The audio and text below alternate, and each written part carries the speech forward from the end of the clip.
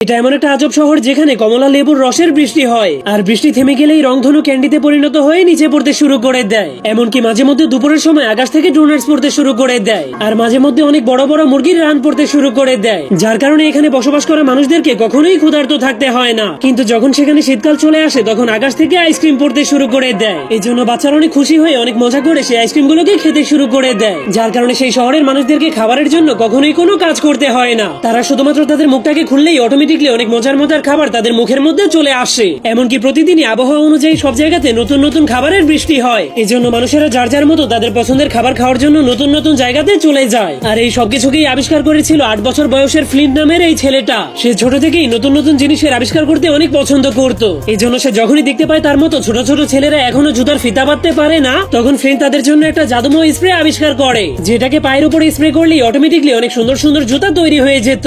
আর সেই জুতাগুলোর ফিতা বাঁধার কোনো প্রয়োজন হতো না। কিন্তু সেই আবিষ্কারে একটাই সমস্যা ছিল, আর তা হলো সেই জুতা একবার পরলে সেগুলোকে আর কখনোই খোলা যেত না। এই জন্য ফ্লিন্ট ভাবতে শুরু করে সে আর কখনোই তার পায়ের নখ কাটতে পারবে না, যার কারণে তার মনটা অনেক খারাপ হয়ে যায়। কিন্তু এর কিছুদিন পরেই তাদের শহরে অনেক ভয়ঙ্কর একটা বিপদ চলে আসে, যার কারণে তাদের শহরে খাবার হিসেবে মাছ ব্যতীত আর কিছুই ছিল না। এই জন্য মানুষদেরকে বেঁচে থাকার জন্য সকাল বিকাল এবং দুপুর সবসময়ই মাছ খেতে হতো, যার কারণে সারাদিন মাছ খেতে খেতে তারা সবাই অনেক বিরক্ত হয়ে গিয়েছিল। কিন্তু তখনই ফ্লিন্ট ভাবতে শুরু করে এটাই নিজেকে প্রমাণ করার সঠিক সময়। এই জন্য সে অনেক পরিশ্রম করে শহরের মানুষদের খাবারের অভাব দূর করার জন্য একটা খাবারের মেশিন তৈরি করে, যার মধ্যে শুধুমাত্র পানি ঢাললেই সে তার ইচ্ছা মতো যে কোনো খাবার তৈরি করতে পারবে। তখন অনেক চেষ্টার পর ফ্লিন্ট সেই মেশিনের মাধ্যমে একটা বার্গার তৈরি করে, কিন্তু তখনই ভোল্টেজ কমে যাওয়ার কারণে এক্সপেরিমেন্ট ফেল হয়ে যায়। এই জন্য সে ডাইরেক্ট যেখানে বিদ্যুৎ তৈরি হয় সেখানে গিয়ে তার মেশিনটাকে চালু করে দেয়। কিন্তু এবার ভোল্টেজ অনেক বেশি হওয়ার কারণে তার মেশিনটা সোজা আকাশের উপরে উড়ে যায়। এই জন্য ফ্লিন্ট মনে করে সে আবারও ফেল হয়ে গিয়েছে। কিন্তু তখনই হঠাৎ করে আকাশ থেকে বার্গারের বৃষ্টি হতে শুরু করে দেয়, যা দেখে সবাই অনেক অবাক হয়ে যায়। আর ফ্লিন্টকে সেই শহরে সব মানুষেরা হিরো বানিয়ে দেয়। তো বন্ধুরা, যদি আপনি এই শহরে যেতে পারতেন তাহলে কি করতেন? যাওয়ার আগে কমেন্ট করতে ভুলবেন না।